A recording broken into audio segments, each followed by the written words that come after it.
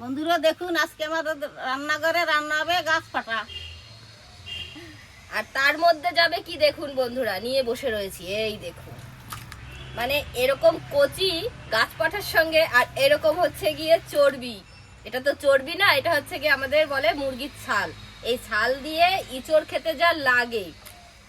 তো ইঁচড় কিন্তু আমাদের বাঙালিদের মধ্যে অনেকেই গাছ পাঠা বলে, মানে ওটা এত মানে মাংসর মতো লাগে খেতে, পুরো মনে হয় যে কচি পাঠার মাংস। সেই কারণেই ওটার নাম কিন্তু আরেকটা গাছ পাঠা। তো সেটার মধ্যে আজকে এই ছাল দিয়ে রান্না করব, মুরগির ছাল দিয়ে। তো এই দেখুন কতটা নিয়ে আসা হয়েছে।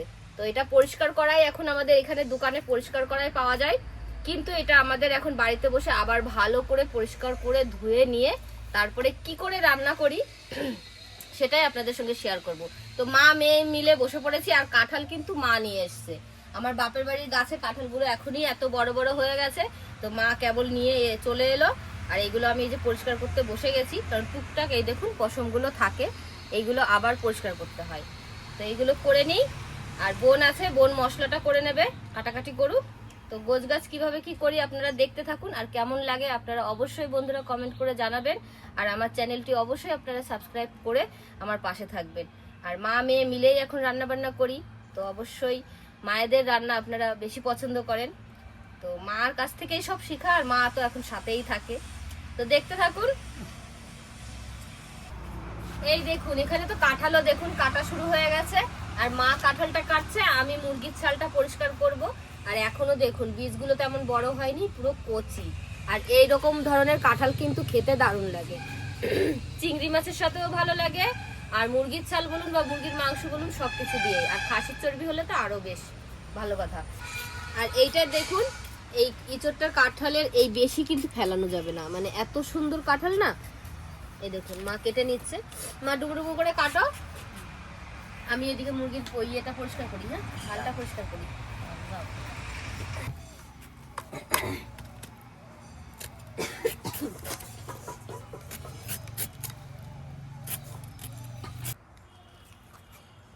এই দেখুন এই ভিতর সাইডটাই একটা নোংরা থাকে, সেটা এরকম করে টেনে টেনে ফেলে দেবো, এই যে নালা মতো। আগে পরিষ্কার করে সুন্দর করে ধুয়ে তারপরে ছোট ছোট করে কেটে নেব।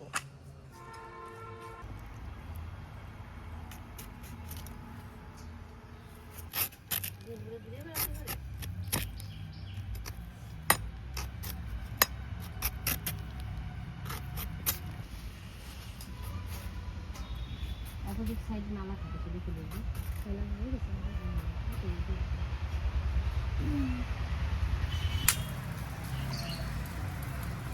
এদিকে সবকিছু কাটাকাটি গোছগাছ হয়ে গেছে, আর এখন আমি এই দেখুন উনুনটাও ধরিয়ে দিয়েছি, এবার রান্না বসিয়ে দেবো।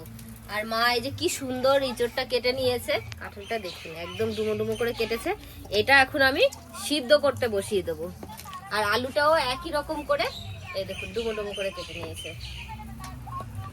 আর রান্নাটা পুরো শিলনোড়াতেই হবে, আদা রসুন এগুলো শিলনোড়ায় বেটে দেবে মা। তো জল দিয়ে দিই কড়াইতে।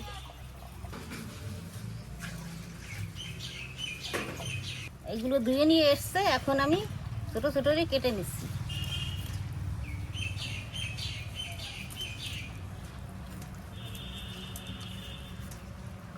সিদ্ধর জন্য জলে দিয়ে দেবো একটু লবণ, একটু হলুদ,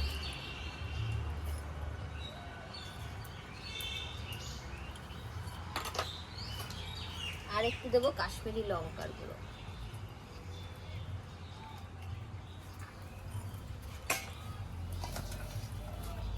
এবারে কেটে রাখা ইঁচড় ঢেলে দেবো।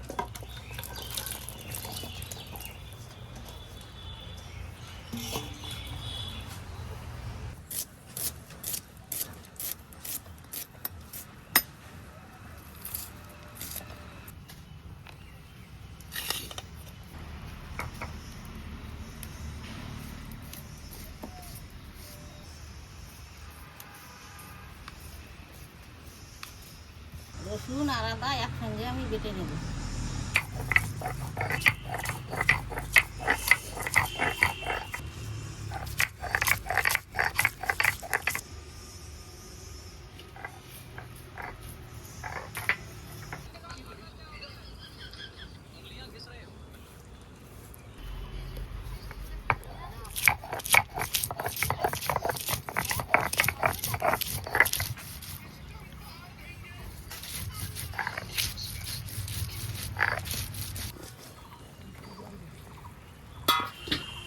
দেখি তো কেমন সিদ্ধ হলো। এখন আরেকটু হবে।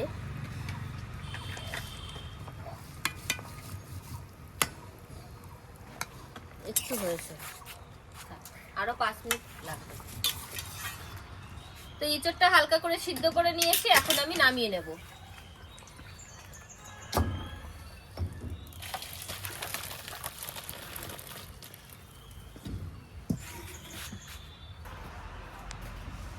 এঁচোড়টা সিদ্ধ করে নামিয়ে নিয়েছি, এখন দিয়ে দেবো তেল। এখন আলু এঁচোড় সব ভেজে নেব।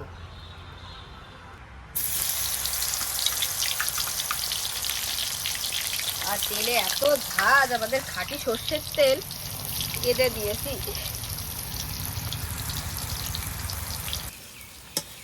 এই দেখুন এঁচোড়টা সুন্দর করে ভেজে নিয়েছি, এবার তুলে নেব।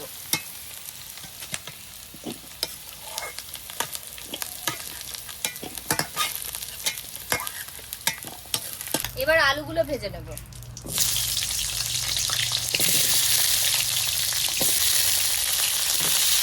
আলু ভাজায় একটু লবণ আর একটু হলুদ দেব।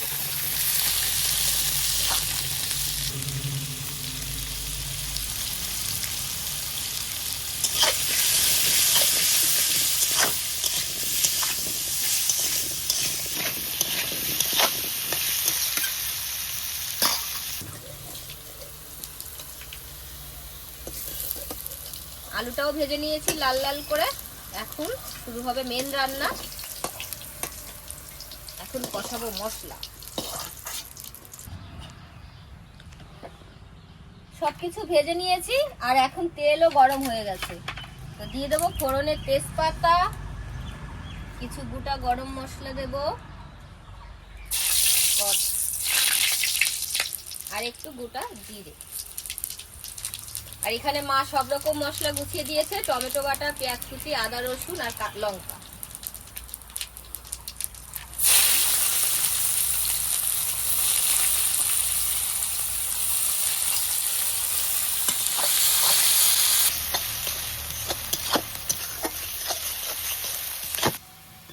পেঁয়াজটা সুন্দর করে ভেজে নিয়েছি লাল লাল করে, এই দেখুন। এবার দিয়ে দেবো রসুন আর আদা বাটা।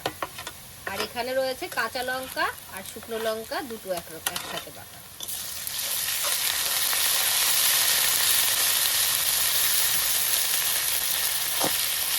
এখন দিয়ে দেবো একটু ধনে গুঁড়ো, বড় বড় 2 চামচ ধনে গুঁড়ো, আর দিয়ে দেবো 2 চামচ মতো জিরে গুঁড়ো। এখানে ধনে গুঁড়ো জিরে গুঁড়ো দুটোই একসাথে আনা ছিল।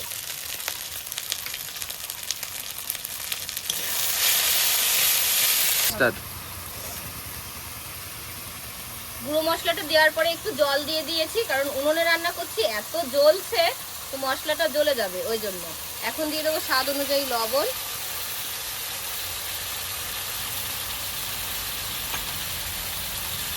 হলুদ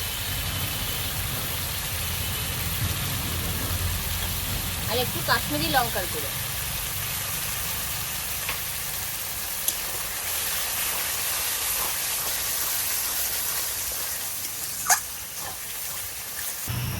মশলাটার থেকে তেল ছেড়ে দিয়েছে, এখন দিয়ে দেবো আমি টমেটো পেস্ট। এখানে 2টো টমেটো আছে।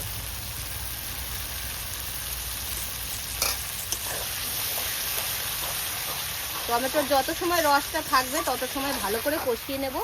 তেল ছেড়ে দেবে, ততক্ষণ কষাতে হবে। টমেটো দেওয়ার পরেও দেখুন টমেটোর রসটা একদম কমে এসেছে আর তেলটাও ছেড়ে দিয়েছে।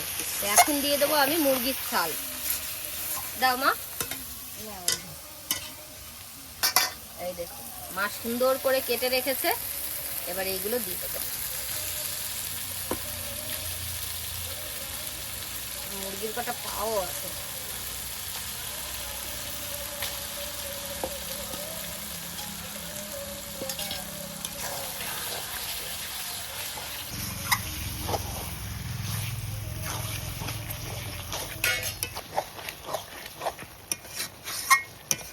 এই দেখুন ছালটা দেওয়ার পরেও এটা ভালো করে কষিয়ে নিয়েছি মশলার সঙ্গে।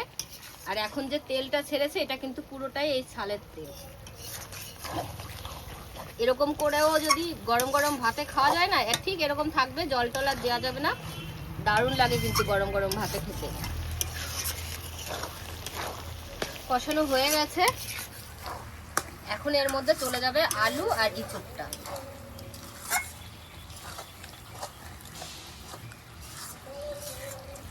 এখন চলে গেল ইঁচড় আর আলু।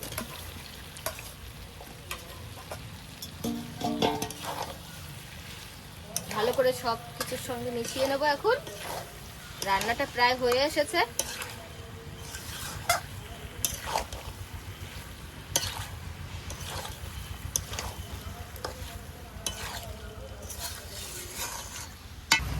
সবকিছুর সাথে মিশিয়ে একটু কষিয়ে নিলাম। এবার জল দিয়ে দেবো।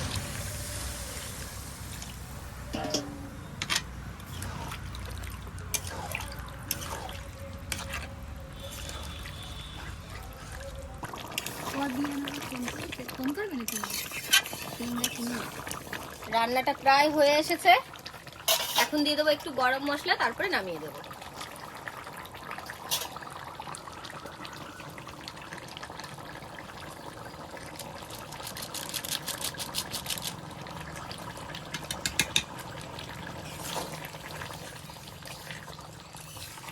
দারুণ গন্ধ বেরিয়েছে।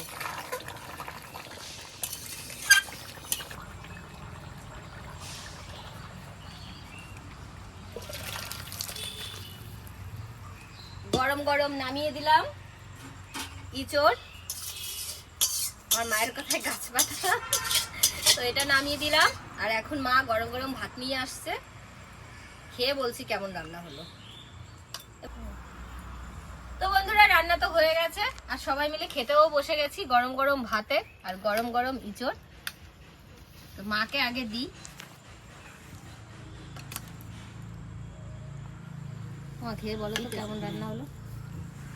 বোন থালাটা দে, আগে খেয়ে বলো। একদম গরম গরম ধোয়া উঠছে।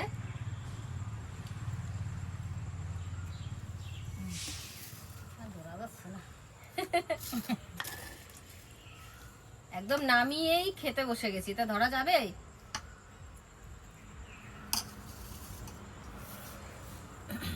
এরকমই ফু দিয়ে দিয়ে খেতে হয় মা, তাহলে বেশি স্বাদ পাবা। এটা ঠান্ডা হলে গ্রেভিটা আরো একটু জমে যাবে, তখন আরো বেশি ভালো লাগবে।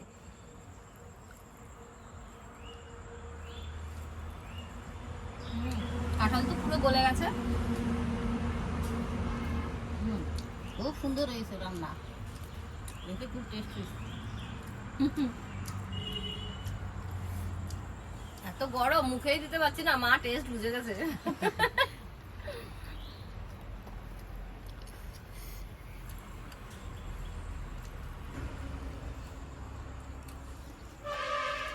সবকিছু কিন্তু পারফেক্ট না মা? সব ঠিক আছে। এই দেখুন কাঁঠালটা কি সুন্দর গলে গেছে, একদম কচি কাঁঠাল। আর এই শালটা দিয়ে রান্না করে কিন্তু দারুণ লাগছে খেতে।